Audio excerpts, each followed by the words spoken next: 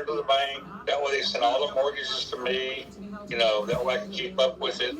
And see, even though I still was in control of it now I can claim taxes too. So I got everything on the house, full control, deed, whole 9 yards, but the loan still stayed in Chris's name. Okay.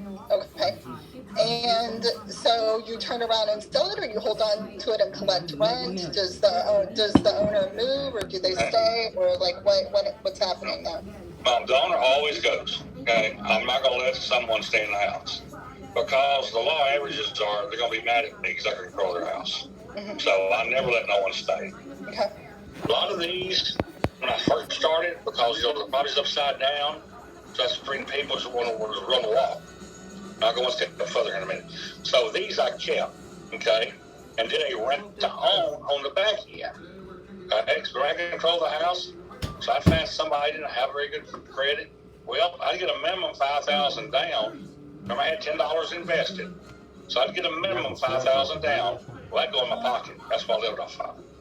And I would up the price of the house and the payments, so it cash flowed $200 to $300 a month.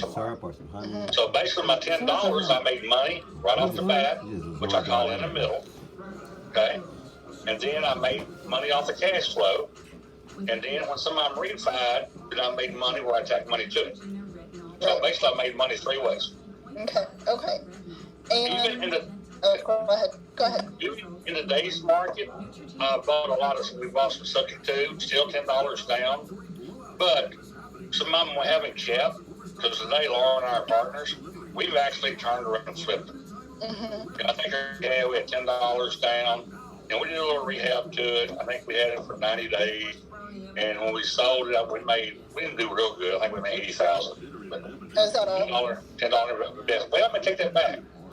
I did put $10 down. He felt guilty, like he didn't clean the house up good enough, and he left me a $400 check. So he actually paid me $390 to take that house. So you made $80,390 off of it, minus the 10. That was after I rehab, making payments on 9 yards. That's not bad. That's not a bad payday for a little bit of effort. No, if you do a cash-on-cash return on $10, it'd be pretty high. Yeah, very cool. So, how many of these deals have you done over the years? Oh, wow. Do you think? I remember I did 54 during, the first 6 months. And like I was saying earlier, guys, that's reading my subject too. I still do them. Somebody's got to be motivated. They don't work for everybody. But I see the opportunity in the near future being great again, like 09. And the reason I'm saying this is because a lot of people, houses I'm selling today, they're bringing $40,000, $50,000 to the table, wanting to praise for it. Well, a lot of people, I don't know why, they buy a house 2 years later, they decide they don't want to be a homeowner. So these may be a little upside down. They will be great subject to the existing loan because one no touch. Right. Okay. So let's back up. What is a motivator for someone to raise their hand and say, yes, I want to do a subject too? I'll take that offer from you, Randy. What are you looking for? What are some bullet points or boxes to check off? A lot of the subject existing loans I do, they don't need the house, number one, okay? Maybe they're getting transferred. I do a lot with the military because they get transferred, they got 30 days. They can't afford 2 house payments. Like the one we did, we made $80,000 on. Here's a prime example. He was out of the military, and he wasn't. His wife was out of the military. She had moved to Germany. But with the job she had, they had housing for 5 years. Okay? But didn't even no house. So he'd been here for a year. He wanted to go back home. The job he had was shutting down. He just wanted out. Okay? He just wanted to be free and clear of the house, move to Germany with his wife. So see, he was motivated. A lot of times the key is when I buy a subject to, remember the loan's got to stay in their name. So if somebody don't have real good credit and they're trying to buy another house, it's hard for me to buy a subject to. But I still do a lot of creative stuff, getting on the back end, seller finance. There's so many ways to do it, but I love the subject to. Right. Okay. Now I'm in Texas. Could I do that in Texas as an investor? You can do it anywhere. Some states are a little bit harder than other. Mm-hmm. Probably the worst 2 states. And I've had people I've taught that's done it in Texas. And so it's Texas and North Carolina. But Okay. I've done several in North Carolina. But that's where, most states, they work anywhere, just the ones I've got. The other ones, all you got to do, get with an attorney and just tweak the contracts just a little bit to keep you out of trouble. So it's just dotting the I's and crossing the T's the right way. That's correct. Yep. Okay. Good to know. Good to know. So if anyone's got the gremlin going, I can't do what, but I live in, Arkansas, or I live in Nevada. It doesn't matter. Doesn't matter. Just, little tweaks, but other than that. I met a guy in California who was a realtor, and that's all he did. He had done hundreds and hundreds of subject to in California, and he's a licensed realtor. Wow. California especially, they're so strict on a lot of things. So very cool. Okay. All right. So how are you finding your leads now? What's working for you most in most cases? See, thanks to this program, this is where we're going to redo everything again. We got involved in social media and all that, and somehow we had a glitch on our Facebook, with RAS, had to prove who we were, and we were getting, oh man, which Laura had it wrote down. I mean, in 3 months' time, I think we had 200 leads. Now, these were good leads. Okay? But then we got trouble with Facebook, so we had to redo everything and kind of starting over again. But thanks with all the technology people that Nate has on his team, we're able to do this. Because, guys, I'm not tech savvy at all. I mean, my email address, when I first started, my coach, read my email address is trv2009live.com. He told me I needed an email address. I said, what are you talking about? Okay, I didn't have a clue. So he said, what's your initials? So he actually set up my first email address I ever had. But see, when I was in business, I didn't do none of that, because my job was go out, find deals, put out fires. I paid people to do that. So this social media has just been something completely different for me in the last 2 years. Right. And in reality, because of social media, last year was probably our best year we have ever had. We actually quit selling properties in September. Wow. So we had to stop. So you're finding leads on social media. Are you handling them yourself? Do you have somebody working for you?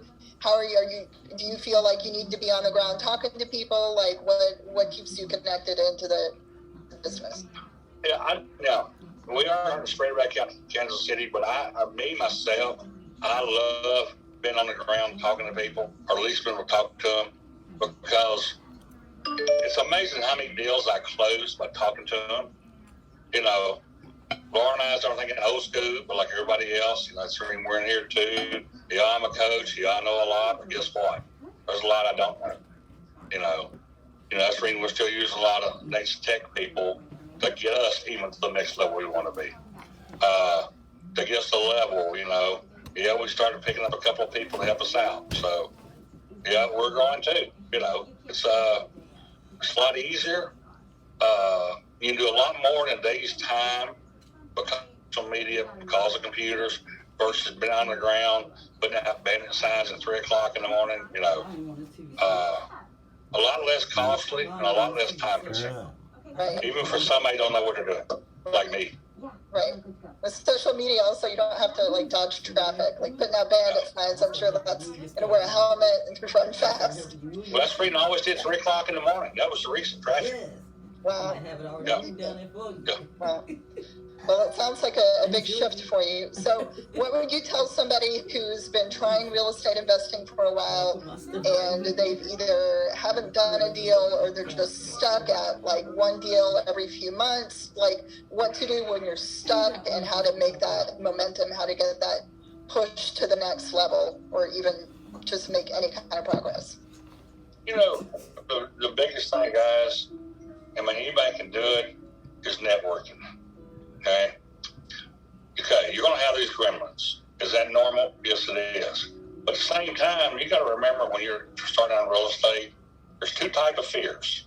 Okay, there's a good fear and there's a bad fear. A good will stop you from sticking your hand in the fire. Okay, or jumping in front of a moving vehicle. A bad fear will stop you from doing real estate. Okay, that's those gremlins. the more you network, the more you're around like-minded people, it helps to get rid of those gremlins because they're real. They exist. And if I told you they didn't pop with me sometimes every now and then or a real big deal, yes, they still pop up. The difference is today I know how to get rid of them. Okay? That's the good part. Network. I'm going to be honest. If I had a mentor when I first started, and that's where I met Chris, I wouldn't have made it. I wouldn't have. Because I was complicating it, Mm-hmm. I thought I had to know what an attorney knew. I thought I had to know what a law, what a title company did. I thought I had to know what a real, I'm thinking, and all my thinking was done. It was thinking, was stopping me from doing a deal. Right. It stopped me. Right.